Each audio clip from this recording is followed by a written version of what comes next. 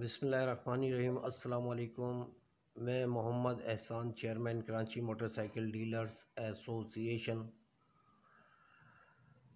موجودہ نئے set up کو خوش آمدید کہتا ہوں اور امید رکھتا ہوں کہ موجودہ نیا سیٹ اپ جو الیکٹ ہو کر اس وقت پاکستان کی باغ دوڑ سنبھالے گا، اس سے ہماری بہت ساری اچھی امیدیں وابستہ ہیں اور ہمیں یقین ہے اللہ تعالیٰ پہ کہ اس مرتبہ پاکستان کی خوشحالی کے لیے اور یہ محنت کریں گے، تقدو کریں گے اور اپنی خداداد صلاحیتوں کو بروئے کار لاتے ہوئے عوام، تاجر اور ملک کو ترقی کی طرف گامزن کریں گے۔